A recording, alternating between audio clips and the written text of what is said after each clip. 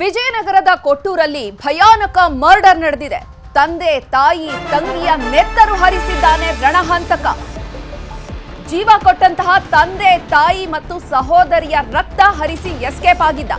ಬೆಂಗಳೂರಿಗೆ ಬಂದಿದ್ದಂತಹ ಆರೋಪಿ ಈಗ ಅರೆಸ್ಟ್ ಆಗಿದ್ದಾನೆ. ಮೃತದೇಹಗಳನ್ನ ಹೊರಗೆ ಬಿಸಾಡಿ ಆರೋಪಿ ಬೆಂಗಳೂರಿಗೆ ಎಸ್ಕೇಪ್ ಆಗಿದ್ದ.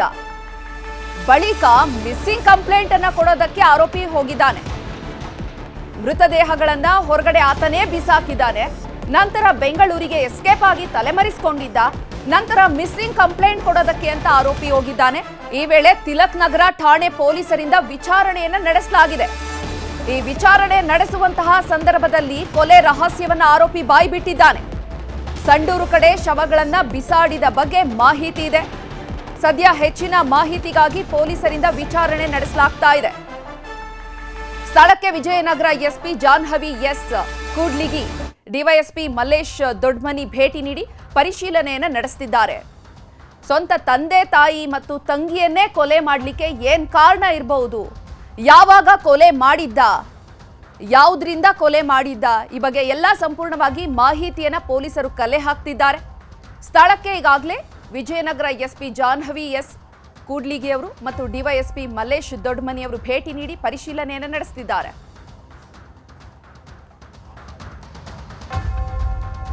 ಈ ಬಗ್ಗೆ ಹೆಚ್ಚಿನ ಮಾಹಿತಿಯನ್ನು ನೀಡೋದಕ್ಕೆ ನಮ್ಮ ಪ್ರತಿನಿಧಿ ಬಸವರಾಜ್ ದೂರವಾಣಿ ಸಂಪರ್ಕದಲ್ಲಿದ್ದಾರೆ. ಬಸವರಾಜ್, ವಿಜಯನಗರದಲ್ಲಿ ಭಯಾನಕ ಮರ್ಡರ್ ನಡೆದಿರುವಂತದ್ದು, ಸ್ವಂತ ತಂದೆ ತಾಯಿ ಮತ್ತು ತಂಗಿಯನ್ನ ಮೂವರನ್ನೂ ಕೊಲೆ ಮಾಡಲಿಕ್ಕೆ ಏನ್ ಕಾರಣ ಆಯಿತು, ಯಾವಾಗ ಈ ಘಟನೆ ನಡೆದಿರುವಂತದ್ದು, ಆರೋಪಿ ಕಂಪ್ಲೇಂಟ್ ಕೊಡ್ಲಿಕ್ಕೆ ಹೋದಂತಹ ಸಂದರ್ಭದಲ್ಲಿ ಸಿಕ್ಕಿ ಬಿದ್ದಿದ್ದು ಹೇಗೆ?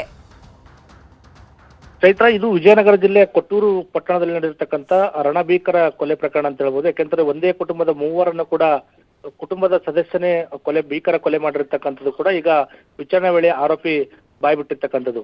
ಕೊಟ್ಟೂರು ಪಟ್ಟಣದಲ್ಲಿ ಈತ ಕಳೆದ 27ನೇ ತಾರೀಕು, ಇದೇ ತಿಂಗಳ 27ನೇ ತಾರೀಕಂದು ಈತ ಬೆಂಗಳೂರಿಗೆ ಕೂಡ ತೆರಳುತ್ತಾನೆ.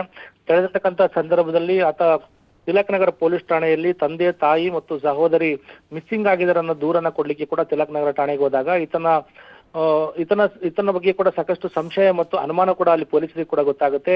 ಈತನ ತೀವ್ರ ವಿಚಾರಣೆ ಮಾಡಿದಾಗ ಈತ ಬಾಯ್ ಬಿಟ್ಟಿರ್ತಕ್ಕಂಥದ್ದು, ನಾನು ಮೂವರನ್ನ ಕೂಡ ಕೊಲೆ ಮಾಡಿದ್ದೇನೆ ಅನ್ನೋ ಮಾಹಿತಿಯನ್ನು ಕೂಡ ಪೊಲೀಸರಿಗೆ ಕೊಟ್ಟಿರ್ತಕ್ಕಂಥದ್ದು.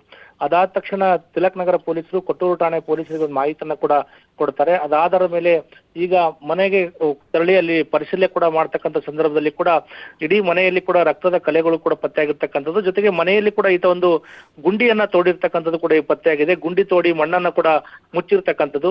ಆ ನಿಟ್ಟಲ್ಲಿ ಈತ ಮನೆಯಲ್ಲೇ ಮೃತದೇಹಗಳನ್ನ ಕೂಡ ಊತಾಕಿದ್ದಾನನ್ನ ಸಂಶಯ ಕೂಡ ಈಗ ಪೊಲೀಸರಿಗೆ ಗೊತ್ತಾಗ್ತಾ ಇದೆ. ಅದರಲ್ಲಿ ಈಗ ಮತ್ತೊಂದು ಕಡೆ ಆತ ತಿಲಕ್ ನಗರ ಪೊಲೀಸ್ ಠಾಣೆ ಪೊಲೀಸರಿಗೆ ಕೂಡ ವಿಚಾರಣೆ ವೇಳೆ ಬಾಯ್ಬಿಟ್ಟಿರ್ತಕ್ಕಂಥದ್ದು, ನಾನು ಮೃತದೇಹಗಳನ್ನ ಸಂಡೂರು ಭಾಗದಲ್ಲಿ ನಾನು ಎಸೆದು ಬಂದಿದ್ದೇನೆ ಅನ್ನೋ ಮಾಹಿತಿಯನ್ನು ಕೂಡ ಕೊಟ್ಟಿರ್ತಕ್ಕಂಥದ್ದು. ಈ ರೀತಿಯ ಸ್ವಲ್ಪ ಗೊಂದಲದ ಹೇಳಿಕೆಯನ್ನು ಕೂಡ ಆರೋಪಿ ಅಕ್ಷಯ್ ಅಂತ ಆತನ ಹೆಸರು ಕೂಡ ಗೊತ್ತಾಗಿರ್ತಕ್ಕಂಥದ್ದು. ಈ ರೀತಿಯಾದಂತಹ ಗೊಂದಲದ ಹೇಳಿಕೆಯನ್ನು ಕೂಡ ಕೊಡ್ತಾ ಇದ್ದಾನೆ. ಅದರ ಜೊತೆಗೆ ಈಗ ಎಸಿ ಸಮ್ಮುಖದಲ್ಲಿ ಆ ಒಂದು ಗುಂಡಿ ತೋಡಿದಾನೆ, ಗುಂಡಿಯನ್ನು ಕೂಡ ತೆಗಿಲಿಕ್ಕೆ ಕೂಡ ಈಗ ಪೊಲೀಸರು ಮುಂದಾಗಿರ್ತಕ್ಕಂಥದ್ದು. ವಿಜಯನಗರ ಎಸ್ಪಿ ಜಾಹ್ನವಿ ಕೂಡ ಈಗ ಸ್ಥಳಕ್ಕೆ ಭೇಟಿ ನೀಡಿ ಪರಿಶೀಲನೆ ಕೂಡ ಮಾಡ್ತಾ ಇದ್ದಾರೆ. ಮತ್ತೊಂದು ಕಡೆ ಕೊಟ್ಟೂರು ಠಾಣೆ ಪೊಲೀಸರು ಕೂಡ ಈಗ ಬೆಂಗಳೂರಿಗೆ ತೆರಳಿರ್ತಕ್ಕಂಥದ್ದು.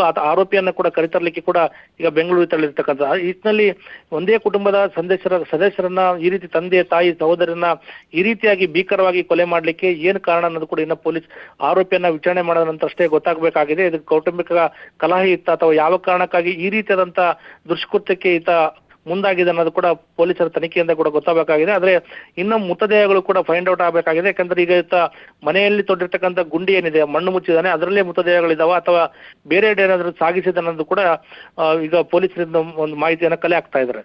ಬಸವರಾಜ್, ಸದ್ಯಕ್ಕೆ ಆರೋಪಿ ಇವಾಗ ಎಲ್ಲಿದ್ದಾನೆ? ಆತನನ್ನ ಕೊಟ್ಟೂರಿಗೆ ಕರ್ಕೊಂಡು ಬಂದು ಮನೆಯಲ್ಲಿ ಸ್ಥಳ ಮಹಜರು ನಡೆಸಿದ್ರ ಅಥವಾ ಸಂಡೂರಲ್ಲಿ ಶವ ಬಿಸಾಕಿದೀನಿ ಅಂತ ಹೇಳಿದ ಅಲ್ವಾ? ಅಲ್ಲಿಗೆ ಯಾವಾಗ ಆರೋಪಿಯನ್ನ ಕರ್ಕೊಂಡೋಗಿ ಸ್ಥಳ ಮಹಜರು ನಡೆಸ್ತಾರೆ? ಯಾವ ರೀತಿ ತನಿಖೆ ನಡೀತಾ ಇದೆ? ಚೈತ್ರ, ಈಗ ಸಿಕ್ಕಿರ್ತಕ್ಕಂಥ ಮಾಹಿತಿ ಪ್ರಕಾರ ಈಗಾಗಲೇ ಕೊಟ್ಟೂರು ಪೊಲೀಸರು ಬೆಂಗಳೂರಿಗೆ ತೆರಳುತ್ತಾ ಇದ್ದಾರೆ ಅನ್ನೋ ಮಾಹಿತಿ ಸಿಗ್ತಾ ಇದೆ. ಸದ್ಯಕ್ಕೆ ಆರೋಪಿ ಅಕ್ಷಯ್ ಏನಿದ್ದಾನೆ ಈತ ಬೆಂಗಳೂರಿನ ತಿಲಕ್ ನಗರ ಪೊಲೀಸ್ ಠಾಣೆಯ ಪೊಲೀಸರ ವಶದಲ್ಲಿ ಇದನ್ನ ಮಾಹಿತಿ ಕೂಡ ಈಗ ಸಿಗ್ತಾ ಇದೆ. ಆತನನ್ನ ಆರೋಪಿಯನ್ನ ಕರೆತಂದು ಆತರ ಮೃತದೇಹಗಳನ್ನ ಎಲ್ಲಿ ಎಸಿದಾನ ಅನ್ನೋದು ಕೂಡ ಪತ್ತೆ ಹಚ್ಚಬೇಕಾಗಿದೆ. ಒಂದು ಕಡೆ ಒಂದು ಸಲ ಆತ ಮನೆಯಲ್ಲಿ ಗುಂಡಿ ತೋಡಿ ಊತಿಟ್ಟಿದ್ದನನ್ನ ಒಂದು ಬಾರಿ ಹೇಳ್ತಾ ಇದ್ರೆ, ಮತ್ತೊಂದು ಕಡೆ ಸಂಡೂರು ಭಾಗದಲ್ಲಿ ಎಸೆದನನ್ನೋ ಈ ರೀತಿಯಾದ ಗೊಂದಲದ ಹೇಳಿಕೆಯನ್ನು ಕೂಡ ಆರೋಪಿ ಕೊಡ್ತಾ ಇರ್ತಕ್ಕಂಥ. ಆ ನಿಟ್ಟಿನಲ್ಲಿ ಆರೋಪಿಯನ್ನ ಕರೆದುಕೊಂಡು ಎಲ್ಲಿ ಆತನ ವಿಚಾರಣೆ ಮಾಡಿ ಎಲ್ಲಿ ಮೃತದೇಹಗಳನ್ನು ಕೂಡ ಒಂದು ನೋಡಬೇಕಾಗಿದೆ. ಮತ್ತೊಂದು ಕಡೆ ಪೊಲೀಸರು ಈಗ ಆತನ ಮನೆಯಲ್ಲಿ ಗುಂಡಿ ತೋಡಿ ಮಣ್ಣು ಮುಚ್ಚಿರ್ತಕ್ಕಂಥ ಹಿನ್ನೆಲೆಯಲ್ಲಿ ಸಾಕಷ್ಟು ಮನೆಯಲ್ಲಿ ರಕ್ತದ ಕಲೆಗಳು ಕೂಡ ಪತ್ತೆಯಾಗಿರ್ತಕ್ಕಂಥ ಹಿನ್ನೆಲೆಯಲ್ಲಿ ಮನೆಯಲ್ಲೇ ಗುಂಡಿ ತೋಡಿ ಊತಿರ್ತಕ್ಕಂಥ ಸಂಶಯ ಕೂಡ ವ್ಯಕ್ತ ಆಗಿರ್ತಕ್ಕಂಥದ್ದು ಕೂಡ ಈಗ ಮೇಲ್ನೋಟಕ್ಕೆ ಗೊತ್ತಾಗ್ತಾ ಇದೆ. ಆ ಹಿನ್ನೆಲೆಯಲ್ಲಿ ಸಹಾಯಕ ಆಯುಕ್ತ ಅಂದ್ರೆ ಎಸಿ ಸಮ್ಮುಖದಲ್ಲಿ ಅವನ ಏನು ಗುಂಡಿ ತೋಡಿದಾನೆ ಅವನ ಮಣ್ಣು ತೆಗಿಲಿಕ್ಕೆ ಕೂಡ ಈ ಪೊಲೀಸರು ಎಲ್ಲ ಸಿದ್ಧತೆಯನ್ನು ಕೂಡ ಈಗ ಮಾಡ್ಕೊಳ್ತಾ ಇದ್ದಾರೆ. ಚೈತ್ರ, ಧನ್ಯವಾದ ಬಸವರಾಜ್ ತಮ್ಮೆಲ್ಲ ಮಾಹಿತಿಗಾಗಿ.